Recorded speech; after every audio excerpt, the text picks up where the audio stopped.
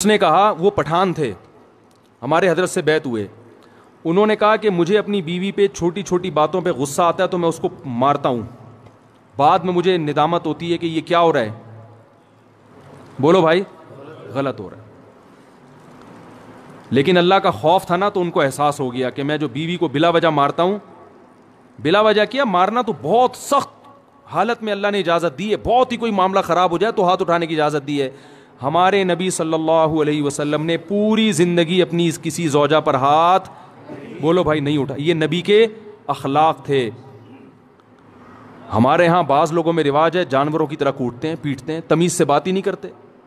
جب بات کریں گے، یعنی حضرت مفتی تقی عثمانی صاحب ایک بیان فرما رہے تھے کہ ایک شخص نے، فرماتے ہیں، مجھے بتایا میرے والد صاحب کو کہ میں جب گھر میں جاتا ہوں تو سب گھر والے ڈرنا شروع ہو جاتے ہیں، کانپنا شروع ہو جاتے ہیں. تو بڑے فخر سے بتا رہا تھا کہ میرا گھر میں اتنا روب ہے. تو فرمایا کہ یہ قابل تعریف نہیں ہے. ہم نبی کو اگر فالو کرنا ہے، نبی کی اتباع کرنی ہے، تو صحیح حدیث ہے، حضرت عائشہ رضی اللہ تعالی عنہا فرماتی ہیں کہ آپ صلی اللہ علیہ وسلم جب گھر میں داخل ہوتے تھے تو مسکراتے ہوئے چہرے کے ساتھ داخل ہوتے تھے.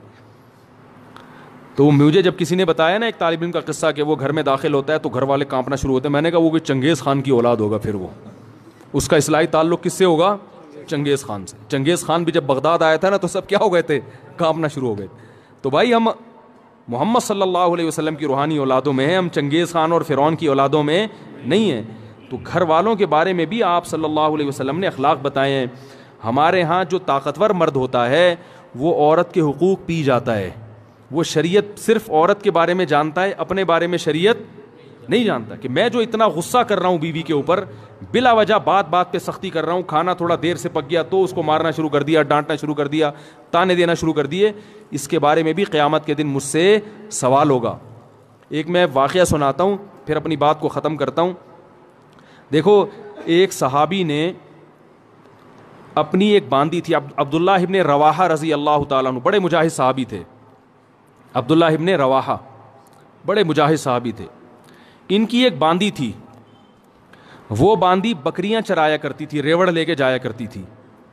تو ایک بڑی اچھی خوبصورت بکری تھی، بڑی نسلی بکری تھی. عبداللہ ابن رواحہ نے اپنی باندی سے کہا، آپ لوگ کی توجہ ہے نا، مجھے اصل میں ذرا چیخ کے بولنا پڑ رہا ہے تو، کیونکہ وہ اسپیکروں کا سیٹ اپ تھوڑا سا اخپل طریقے والا ہے آپ لوگوں کا،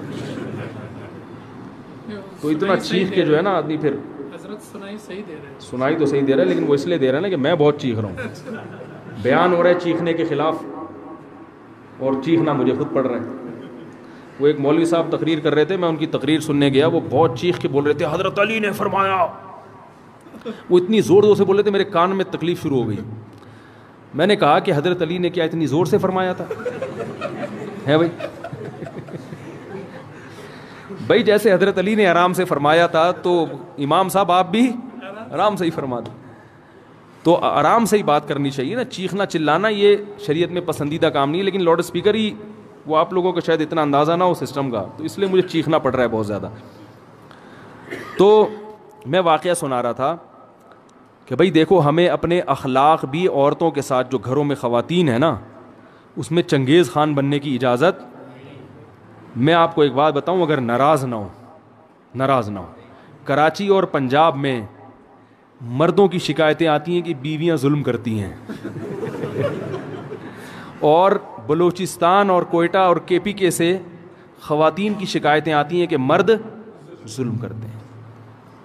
ہو سکتا ہے یہ غلط ہو، رپورٹ غلط ہو، لیکن کچھ تو حقیقت ہوگی نا اس میں، کیونکہ یہاں مردوں کی حکومت ہے اور اللہ کا بڑا فضل ہے، اس پہ اللہ کا شکر ادا کرنا چاہیے. لیکن مرد کے جہاں روب ہوگا تو مرد اس روب سے ناجائز فائدہ اٹھانا شروع کر دیتا، ناجائز فائدہ اٹھانا شروع. تو حضرت حکیم الامہ مولانا شرف علی تھانوی رحمہ اللہ تعالی نے لکھا ہے کہ مسلمان عورت کی یہ سب سے بڑی خوبی ہے کہ وہ جب اس کی شادی ہوتی ہے تو اپنے مرد کے علاوہ اس کی توجہ کسی اور کی طرف نہیں ہوتی. فرمائیے اتنی بڑی خوبی ہے کہ اس خوبی کے ہوتے ہوئے بیوی کی ہر خامی کو برداشت کر لو کہ یہ تمہاری ہے. جن لوگوں نے باہر ملکوں میں سفر کیا ہے نا، وہ یہ جانتے ہیں کہ وہاں عورت میں ہر خوبی ہے، مگر اس کے بارے میں یہ بھروسہ نہیں ہوتا کہ یہ صرف میری ہے یا میرے علاوہ اس کی کسی اور کی طرف بھی رغبت ہے. یہ بہت بڑا عیب ہے. تو مسلمان عورت میں اب تک الحمدللہ خیر غالب ہے, وفا کرتی ہے اپنے شوہر کے ساتھ, شوہر کو فالج ہو جائے علاج کرے گی اس کا, بھاگے گی نہیں وہاں سے. باقی آپ ذرا جائیں نا دنیا میں سفر کریں تو میاں جب تک کما رہا ہے, صحت اچھی ہے تو میاں ہے, ذرا سا مسئلہ خراب ہوا عدالت سے طلاق لی اور کسی اور سے شادی کر لی. ہمارے ہاں خاندانوں میں جب نکاح ہوتا ہے تو زندگی بھر کے لیے ہوتا ہے, جب تک کوئی بہت سخت مشکل نہ ہو طلاق کی طرف نہیں جاتے. تو یہ بہت بڑی خوبی ہے. تو کے پی کے سے اور بلوچستان سے جو شکایتیں آتی ہیں اس میں مردوں کی سختی کی شکایتیں آتی ہیں کہ مرد عورتوں پہ بولو بھائی ہاتھ اٹھاتے ہیں, چھوٹی چھوٹی باتوں پہ مارتے ہیں, تانے دیتے ہیں. آپ لوگ کے علاوہ کی بات کر رہا ہوں, آپ لوگ ناراض نہ ہوں. آپ لوگ کے علاوہ جتنے مرد ہیں جو میرا بیان نہیں سن رہے ان کی بات کر رہا ہوں کہ وہ بیویوں کو مارتے پیٹتے بھی ہیں, بلا وجہ چھوٹی چھوٹی باتوں پہ ڈانٹتے بھی ہیں, اور معذرت کے ساتھ اس میں دیندار اور بے دین سب برابر ہیں. وہ سمجھتے ہیں ہماری غیرت, ہم نے بیوی کو جو ہے نا ایسا دبا کے رکھا ہوا ہے, صحیح ہے نا, جب چاہے تھپڑ مار دیں کچھ نہیں کر سکتی. تو یہ غیرت نہیں ہے, یہ بد اخلاقی ہے.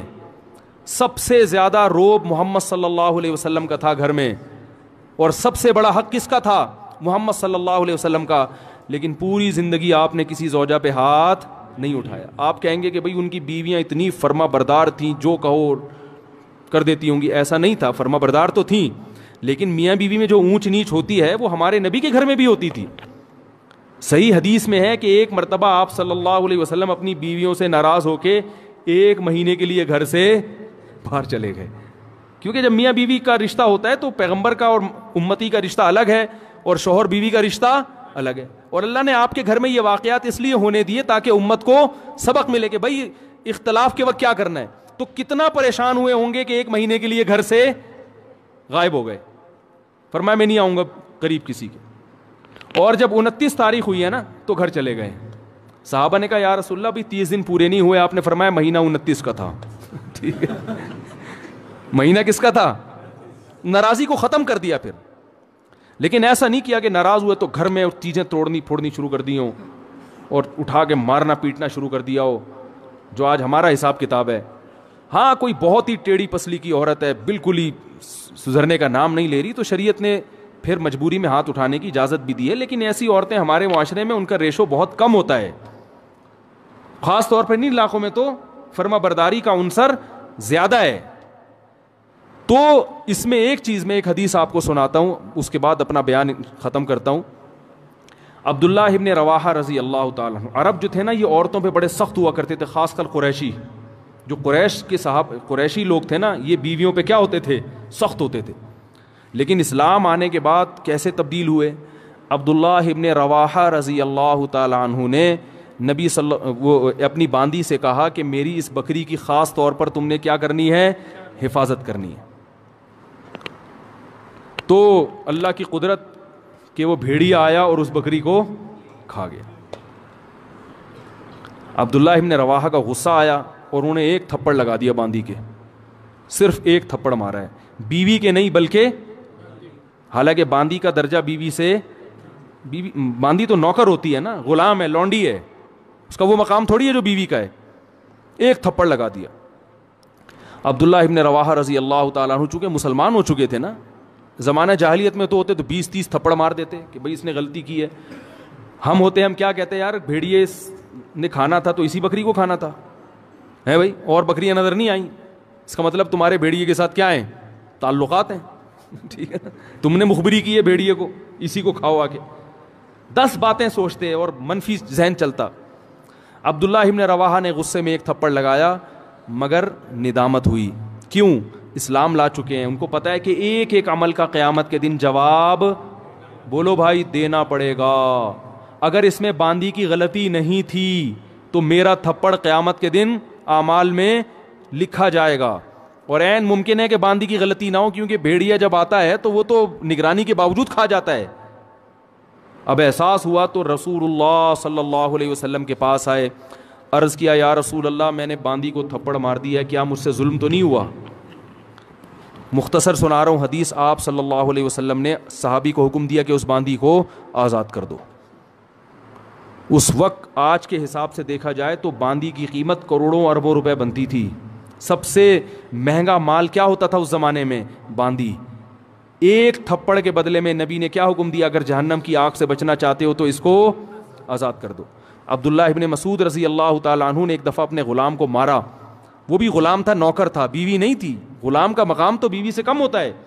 جب مارا تو آپ صلی اللہ علیہ وسلم نے کیا حکم دیا؟ فرمایا اللہ اقدر علیک منک علیہ، اے ابن مسعود جتنی تجھے اپنے غلام پہ قدرت ہے نا، اللہ کو تجھے اس سے بھی زیادہ قدرت، اللہ کو تجھ پر اس سے بھی زیادہ قدرت ہے. تو آج اس کو مار رہا ہے اس لیے کہ تیرا نوکر ہے، یہ کچھ نہیں کر سکتا. اللہ تیرے گناہوں پر اگر سزا دینا تو بھی کچھ نہیں کر سکتا، کیونکہ اللہ کو تجھ سے بھی زیادہ طاقت ہے. تو جیسے تو یہ چاہتا ہے کہ تیری خطاؤں کو اللہ معاف کرے، تو بھی اپنے ماتحتوں کی غلطیوں کو معاف کر. عبداللہ ابن مسعود رضی اللہ تعالیٰ عنہ ڈر گئے. فرمایا ہوا عتق لوجہ اللہ یا رسول اللہ، بس اس کا کفارہ یہ ہے کہ میں نے اللہ کے لیے اس کو آزاد کر دیا. فوراً آزاد، کروڑوں روپے کی ملکیت ضائع کر دی اپنی، آزاد کر دیا. تو آج بیویوں کو مارا جاتا ہے، بلا وجہ پیٹا جاتا ہے، بلا وجہ تانے دیے جاتے ہیں. تو نے باپ کے گھر سیکھا کیا ہے؟ تیرے باپ نے تجھے تربیت نہیں کی، تیری ماں نے تجھے سکھایا نہیں ہے. یہ کتنے برے تانے ہیں بد اخلاقی والے. بھائی کوئی خامی ہے تو محبت سے انسان بتا دے. ہمارے ہاں اصلاح کا عنصر کم ہوتا ہے، تانے دینے کا عنصر بولو بھائی زیادہ ہوتا ہے. تو بھائی یہ اگر آپ اس طرح سے کریں گے تو کل قیامت کے دن اس کا جواب اللہ کو بولو بھائی دینا پڑے گا.